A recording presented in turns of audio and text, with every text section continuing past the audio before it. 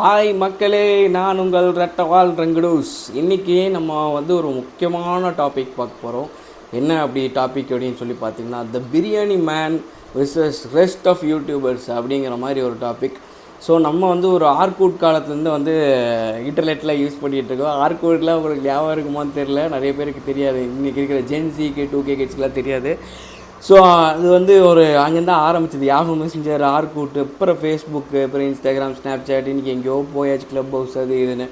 But அன்றைக்கி இருந்த ஒரு காலகட்டங்கிறது எதுக்கு யூஸ் பண்ணனா, இப்போ ஜல்லிக்கட்டு பிரச்சனையாகட்டும், ஃப்ளட் ஆகட்டும், இதெல்லாம் மாஸ் நம்பர்ஸில் ஹெல்ப்ஃபுல்லாக இருந்தது ஃபேஸ்புக் தான். கருத்தும் பதிவு பண்ணுவோம், அதே மாதிரி தான் ஜாலி, எல்லோரையும் கலாய்க்கிறது எல்லாம். இன்றைக்கி நம்மளோட அந்த ஸ்டார்டிங் 90s கிட்ஸோட எக்ஸ்டென்ஷன் தானே இன்றைக்கி இருக்கிற ஜென்சி கிட்ஸ். அதுலேருந்து ஒரு 5% தானே இப்போ இப்போ அந்த காலத்து பெருமையே தான் பேசிகிட்டு இருக்கோம். தமிழ் ராஜராஜ சோழன் அதை கட்டினா, திருவள்ளுவர் திருக்குறள் பேசுகிறோம், சிலப்பதிகாரம் எதையாவது பேசுகிறோமே தவிர இன்றைக்கி என்ன நம்ம பண்ணியிருக்கோம், தமிழுக்காக என்ன பண்ணியிருக்கோன்னா ஒன்றும் கிடையாது. தமிழ்னு பேசுவோம். அந்த மாதிரி அதுலேருந்து ஒரு 50% தான் அடுத்த ஜென்ரேஷன், அதுலேருந்து ஒரு 10% தான் நாங்களே, எங்கள்கிட்டேருந்து ஒரு 2% நீங்கள். அதுக்கு அடுத்த ஜென்ரேஷன் என்ன எப்படிங்கிறது இனிமேல் வரும்போது தான் பார்க்கணும். நெகட்டிவாக சொல்ல முடியாது. மேபி அவங்க வேறு ஒரு டைப்பாக கூட இருக்கலாம். ஸோ அப்படி இருக்கிற ஒரு காலகட்டத்தில் இவால்வ் ஆகி இன்றைக்கி எங்கே வந்திருக்கோம் அப்படின்னா, யூடியூப், ஜியோ சினிமா, ஒன்றும் இல்லை, ஜியோ சிம் ஃப்ரீயாக கொடுக்குறாங்க. கோவிடுக்கு முன்னாடி இப்போ ஒரு 2 வருஷத்துக்கு ஃப்ரீயாக மக்கள் அத்தனை பேரும் ஏர்டெல்லேருந்து வோடஃபோன்லேருந்து அத்தனையும் எடுத்து தட்டி பிரிச்சுட்டு போய் அதை வாங்கினாங்க. அதுக்கப்புறம் தான் யூடியூப் ஒரு ஹியூஜ் நம்பர்ஸில் வந்தது. அது மாதிரி நிறைய யூடியூபர்ஸ் இருந்தாலும் குறிப்பிட்ட ஒரு சிலர் தான் இருந்தாங்க. அதுக்கப்புறம் நிறைய ஜாஸ்தியாக அதே தொழிலாக ஆரம்பிச்சிது, காம்படிஷன் ஆச்சு. நிறைய பேர் வேலையை விட்டு ஃபுல் டைம் யூடியூப்லாம் பண்ண ஆரம்பித்தாங்க. இப்போ நான் யூடியூப் பண்ணுறதுக்கு ஒன்றும் ரீசனே கிடையாது. என் கூட படித்த பசங்களாம் எல்லாம் வெளிநாடு செட்டில் ஆகிட்டானுங்க. யார் கூட டைம் கொடுத்து பேச முடியல. எனக்குன்னு சில கருத்துக்கள் இருக்குது, அதை நான் ஷேர் பண்ணிக்கிறதுக்கு இதை யூஸ் பண்ணிக்கிறேன். அது போக நான் கஞ்சி மாவு ப்ராடக்ட்லாம் விற்றுட்ருக்கோம், ஹெல்த் மிக்ஸ் இதெல்லாம். சரி, அது ஒரு ரீசனாக கூட இருக்குது. நான் ஏதோ ஒரு வீடியோ பேசுகிறதுக்கு அதையாவது ப்ரமோட் பண்ணலாம் அப்படின்னு சொல்லிட்டு பேசுகிறோம். மற்றபடி ஒரு பெரிய யூடியூபர் ஆகணும், இல்லை ஏதோ ஒரு காம்படிஷன், அதெல்லாம் ஒன்றுமே கிடையாது. எந்த எதிர்பார்ப்புமே கிடையாது. கருத்து பதிவு பண்ணிட்டு போயிட்டே இருக்கணுங்கிறது தான் நம்மளோட இது. ஸோ அப்படி இருக்கும்போது இப்போ இருக்கிற பிரச்சனை அப்படி என்னன்னு பார்த்தீங்கன்னா, யூடியூப்பில் பிரியாணி மேன் பிரச்சனை அப்படின்னு சொல்லிட்டு கிட்டத்தட்ட ஒரு 3 நாளாக பயங்கரமாக போயிட்டுருக்கு, ஒரு வாரமாக. சரி, நம்ம எதுலேயும் தலையிடுறதில்ல. ஏன்னா தமிழ் யூடியூப்னு பார்த்தீங்கன்னா டெம்பிள் மக்கீஸ் பார்த்துட்டு இருப்போம். ஆரம்ப காலகட்டத்தில் அவங்க தான் இன்ஸ்பிரேஷன், அந்த மாதிரி இருக்கும். ஒரு 2-3 பேரோட தான் இருக்கும் பார்த்துட்டு இருப்போம், ஸ்மைல் சேட்டே அதெல்லாம். அதுக்கப்புறம் இப்போ நிறைய ஆப்ஷன்ஸ் வந்துருச்சுங்கும்போது அதுவாக அல்காரிதமில் நமக்கு பார்த்த ஒன்றும் இல்லை, மீன ராசிக்கு என்ன பிரச்சனை அப்படின்னு பார்த்தீங்கன்னா அதையே தொடர்ந்து வர ஆரம்பிக்கும். ஸோ இந்த மாதிரி இருக்கனால நம்ம சூஸ் பண்ணுறது ரொம்ப முக்கியம். எது ப்ரிசைஸாக சூஸ் பண்ணணுமோ அதை மட்டும் தான் சூஸ் பண்ணி பார்க்குறது. அஃப்கோர்ஸ் நம்ம நாட்டிலே சுற்றி பார்த்திங்கன்னா இங்கே ஒன்றும் இல்லை, வெளியில் ஒருத்தன் கார் நிப்பாட்டிட்டு போயிருக்கான் கடை முன்னாடி. இவன் ஏன்டா இங்கே நிப்பாட்டினு கேட்குறதுக்கு 10 நிமிஷம் யோசனையாக இருக்குது. ஏன்னா முன்னாடி அவன் கட்சி கொடி ஒட்டியிருக்கான். ஜாக்கிரதையாக சொல்ல வேண்டியதாக இருக்குது. இதே நம்ம கட்சி கொடி ஒட்டியிருந்தோன்னா அவன் நிப்பாட்டி இருக்கவே மாட்டான். அது போக என்னடா இங்கே நிப்பாட்டி இருக்கான்னு கேட்கலாம். ஸோ இது எதுக்கு சொல்கிறோம் அப்படின்னா, த பிரியாணி மேன் அப்படிங்கிறவனோட வீடியோ உள்ளே போய் பார்த்தேன். சரி, இது கம்யூனல் என்ன சொல்கிறது, நைபர்ஹுட் ப்ராப்ளம்ஸ்லாம் இருக்கும் இல்லையா, ஏற்ற வீட்டுக்காரன் பக்கத்து வீட்டுக்காரன் பிரச்சனை. இப்போ அந்த யூடியூப்குள்ளே எப்படி போகுது அப்படிங்கிறது தான் இதெல்லாம். ஸோ யூடியூப்னு எடுத்துக்கிட்டால் ஒரு 5 பேர் தாங்க ரொம்ப மெயின் தமிழ்நாட்டில். மற்றவங்களாம் பெரிய ஃபேமஸ்ன்னு சொல்லிட முடியாது. ஸோ அந்த ஃபுட் இண்டஸ்ட்ரிக்கு ஒருத்தர், அப்புறம் ரிவ்யூக்குன்னு ஒருத்தர், டக்குன்னு ரிவ்யூன்னா அவங்களுக்கு ஒருத்தர் ஞாபகம் வரும், டக்குன்னு ஒரு ஃபுட்டுன்னா ஒருத்தர் ஞாபகம் வரும், இன்ஃபர்மேஷன் பாஸ் பண்ணுறது, அதாவது நியூஸ் அப்டேட் அப்படின்னா அன்றைக்கி யார் அப்படின்றது ஞாபகத்துக்கு வரும், ஒரு டெக் சேனல்னால் அவங்களுக்கு 2 சேனல் ஞாபகத்துக்கு வரும். ஸோ அந்த அளவுக்கு தான் இங்கே இருக்குது. மற்ற சேனல்லாம் இல்லையா அப்படின்னு கேட்டிங்கன்னா இருக்குது. பட் இங்கே அந்த வே ஆஃப் ப்ரெசன்டேஷனில் நிறைய ஃபேன்ஸ் ஏர்லியராகவே வந்தனால அவங்க அதுக்குள்ளேயே உட்காந்துட்டாங்கங்கிறது தான் உண்மை. ஸோ இப்படி இருக்கிற காலகட்டத்தில் ஒரு பிரியாணி மேனுங்கிறவரோட வீடியோலாம் போய் பார்த்தா அவர் என்ன போட்டிருக்காருன்னா, அவரோட சொல்கிற விஷயங்கள்லாம் பார்த்திங்கன்னா ஃபேக்டெல்லாம் சில விஷயம் போட்டிருக்கார். இர்ஃபான் கார் அடிச்சுட்டு போனது ஒரு வருஷத்துக்கு முன்னாடி, இது அதுன்னு எத்தனையோ இப்போ யூடியூபர்ஸ் பற்றி நமக்கு தெரியாது. ஆனால் போய் பார்த்தேன், இதுக்காக டைம் ஸ்பெண்ட் பண்ணி பார்த்துக்க 1 ஹவரில் வீடியோ போட்டிருக்கிறார். ஸோ அவர் இஷ்டத்துக்கு அவர் என்ன பண்ணுறாருன்னா, ஃபேக்டெல்லாம் நிறைய இருக்குது, விஷயம் இருக்குது, என்ன நடந்துச்சோ அதை சொல்கிறார். பட் சொல்கிற விதம்னு ஒன்று இருக்கு இல்லையா, அது தப்பாக போகும்போது என்ன ஆகுன்னா, நீங்கள் சொல்ல வர கருத்து நல்ல கருத்தாக இருந்தாலுமே மக்கள் மத்தியில் ஏற்கப்பட மாட்டாது. இதே ஆப்பனண்ட் தன்னை டிஃபெண்ட் பண்ணிக்கிறாருனா கூட அவர் கருத்தில் பெரிய ஃபேக்ட் இல்லாட்டியும் அவர் சொல்கிற விதம் நல்லா இருக்குது, ப்ரெசன்டபுளாக இருக்குது அப்படின்னா அங்கே தான் மக்கள் ஏற்றுக்குவாங்க. இதுதான் இயல்பு. ஸோ இது என்னென்னா ப்ராக்டிக்கலி பார்த்திங்கன்னா கற்று தமிழ் படம் பார்த்துருக்கீங்களா, அதில் வர ஒரு கேரக்டர் ஞாபகம் தான் வருது. இப்போ பிரபாகரன் கேரக்டர் வந்து பார்த்திங்கன்னா அது இயலாமை தான், ஒரு இந்த உலகத்தோடு அது பிற்போக்கு சிந்தனை அப்படின்னு கருதப்படுகிறது. பட் அதே சமயம் வந்து சில விஷயங்கள் வந்து அப்படி தான் ஹேண்டில் பண்ணணும் அப்படின்றதே இருக்குது. அதை தாண்டி கொலை கற்பழிப்பு இந்த மாதிரியான ஒரு விஷயங்களில் போகும்போது பெரிய பிரச்சனை தான். அது மக்களால் ஏற்றுக்கப்பட மாட்டாது. கற்றத்தமிழ் ரொம்ப அருமையான படமாக இருந்தும் ஏன் மக்கள் ஏற்றுக்கலைன்னா, அது வந்து சில சில சீன்ஸ்லாம் பார்த்திங்கன்னா அவங்களால ஏற்றுக்க முடியல. எனக்கு ரொம்ப பிடிச்ச படம் இயலாமையோடைய அந்த ஒரு வெளிப்பாடு தான் அது. ஸோ அந்த மாதிரி வந்து பிரியாணி மேனை நான் அப்படி தான் கம்பேர் பண்ணுறேன். அவர் வந்து அவருடைய மக்கள் அவர் ஒரு ஆள் கிடையாதுங்க. கிட்டத்தட்ட தான் யூடியூபர் ஆகணும்னு ஆசைப்பட்றவங்க, என்னடா இவன் எத்தனையோ பார்க்குறோம்ல யூடியூப்பில், எப்பட்றா இந்த அளவுக்கு இப்போ சோத்துக்கே வழி இல்லாதவன் முன்னாடி நீ வந்து டெய்லி லெக் பீஸை வச்சு சாப்பிட்ற, இல்லைனா வந்து ஒரு பிஸ்னஸ் கிளாஸ் ஃப்ளைட்டில் போகிற, இதெல்லாம் பார்க்கும்போது ஒருத்தருக்கு ஏற்படுற அந்த ஒரு உணர்வு இருக்குது இல்லையா, ஒரு பொறாமைன்னு சொல்ல முடியாது. தன்னோட கையிலாகத்தனம், என்னால் இந்த மாதிரி பண்ண முடியலையே இந்த வயசில், நம்மளோட குடும்ப சூழ்நிலையாக இருக்கலாம், பல பிரச்சனைகள் காரணமாக இருக்கலாம், சரிங்களா, அவங்களுக்கு வந்து ஏதோ அமைஞ்சிருந்துருக்கலாம், பட் அவங்களோட ப்ரெசன்டபுளாக இருக்கலாம், ஏதோ ஒன்று. அந்த இயலாமையோடைய வெளிப்பாடு மக்கள் மத்தியிலே உங்களுக்கு நமக்கு எல்லாம் தெரியுங்க, சும்மா எல்லாம் ஒத்துட்டு தான் ஆகணும். யூடியூப்பில் எத்தனை கமெண்ட்ஸ், எவ்வளோ கேவலமாக, எதை போட்டாலுமே திட்ட தான் போகிறோம், சாட்டிஸ்ஃபை கிடையாது, எதை போட்டாலும் கத்த போகிறோம், எதுக்கு எடுத்தாலும் கமெண்ட்டு, இதை நம்ம தொடர்ந்து பண்ணிக்கிட்டே தான் இருக்கோம். இது ரொம்ப ரொம்ப காலமாக ஆர்கூட் காலத்தில் இருந்துச்சான்னு கேட்டிங்கன்னா அவ்வளோ கிடையாது. பட்டு இப்போ இருக்கிற யூடியூப்பில் எது போட்டாலும் அப்படி போடுறாங்க. இப்போ பிரியாணி மேன் என்ன பண்ணுறாரு அப்படின்னா, அந்த மாதிரி ஃபேக்டெல்லாம் எடுத்து நிறைய விஷயங்கள் பேசுகிறார். ப்ரெசன்டபுளாக இல்லாதனால அதுக்கப்புறம் ஆப்போனண்ட்லேருந்து அவங்க என்ன பேசுகிறாருன்னா, இப்போடா நீ இந்த மாதிரி பேசலாம் அது இதுன்னு அவங்க ஆப்போசிட்டில் பேச, ஸோ அவர் சொல்கிறது க்ளவுஸ்லாம் போட்டு சமைக்கணும், இதெல்லாம் வந்து ஓகே. பட் கொஞ்சம் அட்ஜஸ்ட் பண்ணி போகிற நாட்டுக்குள்ளே வந்துட்டு, இப்போ அன்னியன் படத்தில் வர மாதிரி அட்ஜஸ்ட் பண்ணி தான் நாடே இந்த நிலமையில இருக்குது அப்படின்னு சொல்லுவார். அது மாதிரி அட்ஜஸ்ட் பண்ணி போகிறது ஃப்ளெக்சிபிளாக இருக்கிறத தவிர வேறு வழி இல்லை. கடைசியில் கிளைமேக்ஸில் அன்னியனில் என்ன சொல்கிறாரு, விரலை விட்டு சுற்றிக்குவேன், ஃபேன் ஓடலினா, நாற்றடிச்சா மூக்கை பொத்திக்குவேன், இது மட்டும்தான் வாடுறதுக்கு வழியான்னு கேட்டால் அது மட்டும்தான் வாடுறதுக்கு வழின்னும். அப்படி முடிக்கிறாங்க படத்தை. முக்கால்வாசி பிரச்சனைகள்லாம் பார்த்திங்கன்னா மூக்கை பொத்திக்கிற மாதிரியும் சங்கடத்தை அனுபவிச்சுட்டு போகிற மாதிரியும் தான் இருந்திருக்கு. பட் இவர் தன்னோட வெளிப்பாடு வந்து மொத்த மக்கள் இந்த மாதிரி இயலாமையால் முடியாமையால் இத்தனை பேர் இருக்காங்க இல்லையா, அதோடைய வெளிப்பாட்டோட முகம்தான். அதுக்கு ஒரு உருவம் கொடுத்தீங்கன்னா அதுதான் இந்த பிரியாணி மேன். அதாவது எத்தனையோ பேருக்கு இருக்கும் இல்லையா, இது என்னடா இது அநியாயமாக இருக்குது, இத்தினூண்டு நேரத்தில் நம்ம இவ்வளோ உழைக்கிறோம், இவ்வளோ சம்பாதிக்கிறோம், நம்மளால் முடியல, இவன் பார் அது பண்ணுறான் இதை பண்ணுறான், அங்கே போகிறான் இங்கே போகிறாங்க போது அந்த இயலாமையோடையே அதை கடந்து வந்துடுறாங்க. என்ன சில பேர் இக்னோர் பண்ணிட்டு போய்டுவோம், சில பேர் அதில் கமெண்ட் பதிவு பண்ணுவோம். இப்போ இவர் என்ன பண்ணுறாருன்னா அதை பூரா கொட்டி தீர்க்கிறாரு. இது வந்து ஒரு உருவம், மக்களால் உருவாக்கப்பட்ட மக்களுடைய ஒரு பாதி இல்லை ஒரு கால்வாசியோட ஒரு உருவம் தான் அது.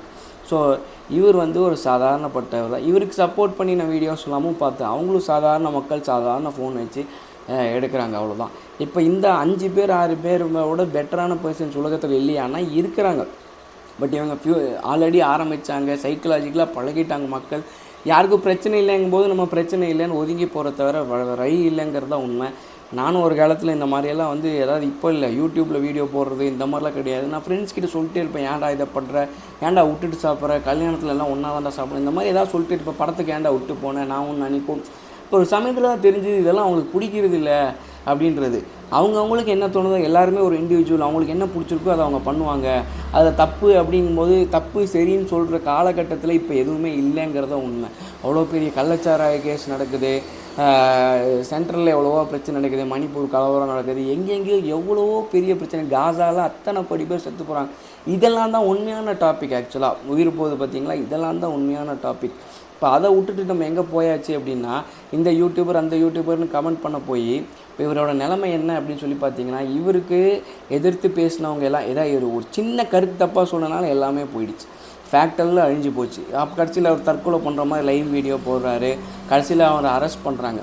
வெற்றிமாறன் ஆகட்டும், மாரி செல்வராஜ் ஆகட்டும், அவங்கெல்லாம் ஒரு தைரியமாக ஒரு கருத்தை முன்வைக்கிறாங்கன்னா அவங்க கருத்து ரொம்ப முக்கியமாக இருந்தாலும் எந்த இடத்துலேருந்து பேசுகிறாங்கங்கிறது நல்லா தெரிஞ்சுக்கணும். அவ்வளோ ஏன் ரைட் விங்குன்னு சொல்லப்படுற மோகன் இருக்கார் இல்லைங்களா, நம்ம ருத்ர தாண்டவம் இந்த திரௌபதி படம்லாம் எடுத்தார், அவரு கூட பின்னாடி ஒரு கட்சி சப்போர்ட் இருக்கனால தான் அந்த தைரியமாக அந்த கருத்தையும் சொல்கிறார்.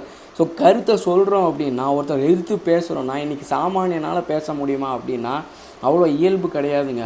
பின்னாடி ஒரு சப்போர்ட்டுன்னு ஒன்று வேணும். அப்படி இல்லைன்னா கருத்து பேசுகிறதுங்கிறது எல்லாம் பேசக்கூடாதா, இப்படியே விட்டோன்னா அப்புறம் என்னத்துக்காரதுன்னெலாம் யோசிச்சிங்கன்னா இதுதான் நிலமை. இதுதான் இன்றைக்கி இருக்கிற ரியாலிட்டியை சொல்கிறேன்.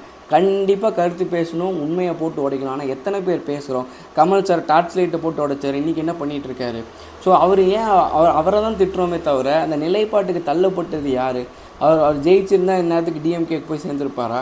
அந்த மாதிரி நீங்கள் ரஜினி எடுத்துக்கோங்க, யாராக எடுத்துக்கோங்க, நம்ம ஏன் இன்னும் பாலிட்டிஷியன்ஸே ப்ளேம் பண்ணுறோம், இல்லை யாரோ ஒரு தனிநபரையே இது பண்ணிகிட்ருக்கோன்றது தெரியல. மக்கள் நம்மளே வந்து எல்லாத்தையும் இது பண்ணுறோம், எல்லாத்தையும் இது பண்ணிவிட்டு கடைசியில் வந்து நம்மளை யாரோ ஒருத்தரை வந்து பலிகாடாக்கி தப்பு சொல்லிவிட்டு இப்படியே வாழ்க்கை ஓட்டிகிட்டு இருக்கிற மாதிரி எனக்கு ஒரு ஃபீல். பிரியாணி மேனை பொறுத்த வரைக்கும் அவர் சொன்ன விதங்கள் தவறான விதம். ஃபேக்ட்டுகள் இருக்குது, அதே ஆப்போனண்ட்டுக்கிட்ட ஃபேக்ட் இல்லாட்டியுமே அவங்க இருக்கிற பவரும் பேக்ரவுண்டும் அதெல்லாம் சில விஷயங்கள்லாம் இருக்குது. இதெல்லாம் அனுசரித்து தான் பேச வேண்டியது. இன்ஃபேக்ட் நான் இப்போ சொன்ன கார் மேட்ரு மாதிரி தான், கட்சிக்காரங்க இன்னும் கார் நிப்பாட்டி வச்சுருக்காங்க. அப்போ என்னென்னு பேசுறது வந்தால் ஏங்க சார் அடுத்த டைம் வந்து அங்கே நிப்பாட்டிக்கோங்கன்னு சொல்கிறேன். அந்த பக்குவத்துக்கு தான் வளர்ந்துருக்கோமே தவிர இதே 10 வருஷத்துக்கு முன்னாடி நானாக இருந்தால் இங்கே என்ன உன் கடையை நிப்பாட்டிட்டு போகிறேங்க, ஏன்னா பார்க்கிங் எழுதி விட்டிருக்கான்னு கசகசன்னு பேசலாம். அன்றைக்கி நாள் வீணாக போய்டும், அவ்வளோதான். நானும் எங்கள் சாரும் வண்டியில் போயிட்டு இருக்கும்போது ஒருத்தன் வந்து நாங்கள் இண்டிகேட்டர் போட்டு திருப்புறோம், இண்டிகேட்டர் போடுறதுக்கு எங்களே திட்டிகிட்டு போகிறான். சார் விடுங்க சார், வண்டியை விடுங்க சார், அவனை சும்மா விடக்கூடாதுங்கிற. எங்கள் சாருக்கு வந்து என்னோட ஒரு 6-7 வயசு பெரியவர். அவர் சொல்கிறார், பெசாமல் பாட பெண்ணடா பிரச்சனை பண்ணணுமா அவனுக்கு, பிரச்சனை பண்ணிட்டு இன்றைக்கி நாள் பூரா வீண் பண்ண போறியா, கடந்து போய் பாரு, அடுத்த வேலைக்கு நீ போகலாம், கடந்து போங்கிற. நான் எத்தனை தடவை சார் கடந்து போகணும், இப்படிலாம் நானும் பேசியிருக்கேன்.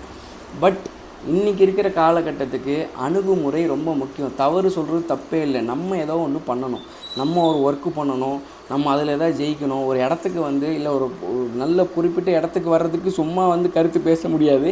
ஆனால் அந்த இடத்துக்கு வந்து ஒரு நல்ல பவர்ஃபுல்லான நமக்குன்னு ஒரு சமுதாயத்தை உருவாக்கிட்டு தான் கருத்தை பேசணும். நியாயம் தர்மம்னு பேசிகிட்டு இருக்கிறதுக்கு எவ்வளோ விஷயங்கள் இருக்குது. ஒரு தனிப்பட்ட நபரை இது பண்ணணும். ஆனால் இதுதான் உலகத்திலே பெரிய பிரச்சனை. யூடியூப் இன்ஃப்ளூயன்சர்ஸ் தான் இன்றைக்கி இருக்கிற மாபெரும் பிரச்சனை. ஏன்னா எனக்கு தெரிஞ்சு எங்கள் அக்கா பையன் வந்து டிடிஎஃப் வாசனோட வீடியோ நிறைய பார்ப்பான், நான் பார்த்துருக்கேன். எனக்கு ஆச்சரியமாக இருக்கும். ஆனால் அவனுக்கு பிடிச்சிருக்கு. அவன் என்ன பண்ண போகிறான் நாளைக்கு அப்படின்னு கேட்கும்போது அவனுக்கு பைக்கு வேணும், சைக்கிளில் வீலிங் பண்ணுறான், கீழே விழுகிறான், அவனை மாதிரியே முடி விட்டுக்கிறான், தாடி விட்டுக்கிறான். அவனுக்கு தெரிஞ்சது அவ்வளோதான். இங்கே நிறைய பேருக்கு சேகுவேராவே பீடியும் தாடியும் மண்டையில் தொப்பியும் ஸ்டைலிஷாக இல்லைன்னா எத்தனை பேருக்கு சேகுவேரா பிடிச்சிருக்கோம், எத்தனை பேர் நம்ம ஸ்டிக்கர் ஒட்டியிருக்க மாட்டோம். ஸோ லுக்ஸு இதெல்லாம் தான் ஃபஸ்ட்டு அட்ராக்ஷன். நமக்கு சின்ன வயசில் 90s பார்த்திங்கன்னா நமக்கு பிடிச்ச ஆட்கள் அப்படின்னு பார்த்திங்கன்னா விஜயகாந்த், அர்ஜுன், விஜய், அஜித், ஒரு அப்துல் கலாம், ஒரு குட்டி வட்டாரம் தான் ஃபேன்ஸுன்னு பார்த்திங்கன்னா. இன்றைக்கி ஒரு கிளாஸ்னு எடுத்திங்கன்னா ஷாம் ஃபேன்ஸ் எல்லாம் இருப்பாங்க, எல்லாருக்கும் ஃபேன்ஸ் இருப்பாங்க, இவ்வளோ தான் இருக்கும். அதை தாண்டி அவங்க தப்பாக ஒன்றும் சொல்லிட போகிறதில்ல. சின்ன இது என்ன தீவிரவாதிகளை கொள்வது, இந்திய பாதுகாப்புன்னு எதையாவது பேசிகிட்டு இருப்பாங்க. நம்ம இன்றைக்கி ரமணா படம்லாம் ஞாபகத்தில் இருக்குது. பட் இன்றைக்கி அப்படி இல்லை. இன்ஃப்ளூயன்சர்ஸ் பக்கத்துலேயே இருக்காங்க, ஊர் பூரா இருக்காங்க. ஒரு 90s ஜென்ரேஷனை தவிர அதுக்கு அடுத்த ஜென்ரேஷன் தவிர கிட்ஸ், இன்றைக்கி இருக்கிற கிட்ஸ் மொபைல் எடுத்தாங்க அப்படின்னா இதெல்லாம் அவங்க எப்படி ஒரு அணுகுமுறையில் பார்க்க போகிறாங்க? பேரண்ட்ஸ் சொன்னால் கேட்பாங்களா, இல்லை பெரியவங்க சொன்னால் கேட்பாங்களா அப்படிங்கிற ஒரு கேள்விக்கு வந்தாச்சு. இதுக்கு நடுவில் பிரியாணி மேனை நான் இப்படி தான் பார்க்குறேன். அத்தனை பேர்த்துடைய ஒரு வெளிப்படை. கார் எடுக்க வந்திருக்காங்க, பேசிட்டு வரேன், அவ்வளோதான். சார் வெளியே போனேன், அவர் காரை எடுத்தார், சாரி ப்ரோ அப்படின்னாரு. நானும் கொண்டு வந்து பைக்கை நிப்பாட்டிட்டேன். இவ்வளோ தான் பிரச்சனையே. அவ்வளோ வன்மத்தை கக்கி நம்ம அவ்வளோ தூரம் இதெல்லாம் பண்ணணுன்ற அவசியம் இல்லை. நம்ம சொல்ல வர தப்பும் கடைசியில் வந்து வேஸ்ட்டாக போயிடும். அப்படிங்கிறதுனால சொல்ல வர விஷயத்த ஃபேக்ட் இருந்த இவரும் கைது செய்யப்பட்டார். இவ்வளோ மன உளைச்சலுக்கு ஆளாக்குறாங்க. ஹர்திக் பாண்டியா மாதிரி எல்லா ரோஹித் சர்மா ஃபேன்ஸ் எல்லாம் என்னை போட்டு அந்த திட்டினாங்க. நான் சொன்னது ரோஹித் சர்மாவை திட்டலிங்க, இப்படி போட்டு வச்சு செய்கிறீங்களே, ஒருத்தன் தனிநபரை வந்து அந்தளவுக்கு அப்யூஸ் பண்ணும்போது அது வந்து அந்த இடத்துல இருந்து பார்த்தா தான் தெரியும், அது தாங்கிக்க முடியாது அப்படிங்கிறது தான். தனி மனிதனுக்கு எதிரான எந்த ஒரு சங்கடமுமே பாருங்கள், ரஞ்சித் சொல்கிறாரு, என்ன என்கவுண்டரோ இல்லைனா மரண தண்டனையோ என்னை ஆதரிக்க மாட்டேன் அப்படிங்கிறாரு. கமல் சார் முக்கால்வாசி பேர் அது ஏன் சொல்கிறாங்க அப்படின்னா அதுக்கு தீர்வு அது கிடையவே கிடையாது. அதனால் அவன் பண்ண எவ்வளோ பெரிய தப்பாக இருந்தாலுமே இப்போ ஒரு சாதாரண க்ளவுஸ் போடாமல் அந்த அம்மா சமைச்சிருச்சு, சாப்பிட்ணும் இல்லைன்னா தூக்கி போடணும், இல்லை அவர் வீடியோ போட்டார், இதை தவிர வேறு பிரச்சனைகள்லாம் இல்லையா? காசா பிரச்சனை கூட உலகத்தில் ஒரு பெரிய பிரச்சனை. எத்தனை கோடி பேர், லட்சக்கணக்கான மக்கள் செத்து போயிட்டாங்க. அதுவும் சாதாரண பிஞ்சு குழந்தைகள்லாம் செத்து போகுது. அதெல்லாம் பார்க்கும்போது அவ்வளோ வேதனையாக இருக்குது. பாலஸ்தீன் பிரச்சனைலாம் இதோட பெரிய பிரச்சனை ஒன்று இல்லவே இல்லைங்கிறது தான் உண்மை. ஸோ இப்போ இவர் பேசுகிறது பிரச்சனை இல்லையா, என்ன இவருக்கு இல்லை, கண்டிப்பாக பேசலாம், தப்பே கிடையாது. இது நீங்கள் சின்ன சின்ன விஷயங்களை பார்த்துட்டு பெரிய பெரிய விஷயங்களை விட்டுறீங்க. சின்ன விஷயங்கள் தான் பெரிய பிரச்சனையாக நான் சொல்கிறது ரொம்ப ரொம்ப பெரிய பிரச்சனைகள். அதெல்லாம் தான் பேச வேண்டிய பிரச்சனைகள், அதுவும் பேசப்படணும். சில பேர் எதிர்த்து பேசணும் அப்படின்னா ஃபேக்ட் பேசணும், டேட்டாஸ் ரொம்ப முக்கியம். அதை ப்ரெசென்ட் பண்ணுற விதம்னு ஒன்று இருக்குது. இது தப்பு, இது சரி அப்படின்னு பேசிட்டு போயிடணும். ஏன்னா இன்றைக்கி எதிர்க்கிறோம் அப்படிங்கும்போது எல்லாருமே பெரிய ஆள் தான். யாருக்கிட்ட ஒன்றும் பருப்பு வேகாது, ஒன்றுமில்ல. ஒரு 100 ரூபா கொடுக்காட்டி, அந்த காலத்தில் லஞ்சங்கிறது அவ்வளோ பெரிய மேட்ரு. அது நம்மளை மீறி இன்றைக்கி ஒரு 100 ரூபா நம்மளே கொடுத்துட்றோம். ஏதாவது வேலை நடந்தால் 100, 200, 500, 1000த்துக்கெல்லாம் வந்து ஒரு மதிப்பில்லாத காலகட்டத்துக்குள்ளே போயிட்டுருக்கோம்.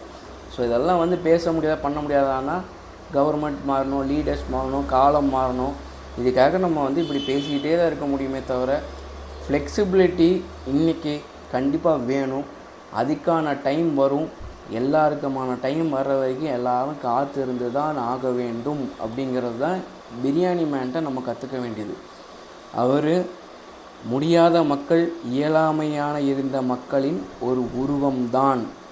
எதிர்த்தாப்புல நிற்கிற எல்லோரும் எல்லைட்டு தான். அவங்களுக்குலாம் அடிப்பட்ட மக்கள் பிரச்சனை என்னன்றதெல்லாம் தெரியவே தெரியாது. நம்ம டெய்லி பெட்ரோல் எவ்வளோ அடிக்கிறோம், காசு இல்லைன்னா 50 ரூபாய்க்கு அடித்தா எவ்வளோ தூரம் ஓடும், 100 ரூபாய்க்கு அடித்தா எவ்வளோ போடும், காரில் எங்கே போய், இதெல்லாம் வந்து யாருக்கும் தெரியாது. அவங்க எலைட் சர்க்கிள் இப்போ பார்க்குற நீங்கள் டாப் 5 இல்லை டாப் 10 யூடியூப் சேனல்ஸ் எடுத்திங்கன்னா அவங்க லெவலே வேறையாக இருக்கும். அவங்க ப்ராட்டப் வேறு, அவங்களுக்கு இருக்கிற இது வேறு. ஒரு விஷயம் ரன் பண்ணுறதுன்னா அவ்வளோ ஈஸி இல்லைங்க. நம்மள மாதிரியெல்லாம் கிடையாது. கஞ்சிமாவை விற்றுட்டு வர்ற அமௌண்ட் வச்சுட்டு அதுக்காக ஒரு யூடியூப் வீடியோ பண்ணுறது, இந்த மாதிரிலாம் யாரும் கிடையாது. சைக்கிள் கேப்பில் என்னை நான் ப்ரமோட் பண்ணிக்கல, சொல்கிறேன், இயல்பு இது தான். அதனால் பிரியாணி மேன் மாதிரி இன்னொருத்தர் உருவாக்குறீங்க அப்படின்னா, இன்னொருத்தர் தப்பு சொல்கிறோம் அப்படிங்கும்போது நம்ம கரெக்டாக இருக்கணும். நம்ம சமுதாயத்துக்கு என்ன பண்ணுறோங்கிறது ரொம்ப முக்கியம். இன்றைக்கி அதை மட்டும்தான் ஒர்க் அவுட் ஆகும். இன்னொருத்தனை பார்த்து இன்ஃப்ளூயன்ஸ் ஆகிறவன் அவன் பாடத்தை அவன் கற்றுக்குவான் அப்படிங்கிற ஒரு நோட்டோட நான் என் பண்ணுறேன். இதை பற்றினா உங்களுக்கு என்ன கருத்து இருந்தாலும் நீங்கள் கமெண்ட்ஸில் ஷேர் பண்ணுங்கள். Thank you so much. நான் உங்கள் ரெட்டவால் வெங்கடேஷ். Bye bye.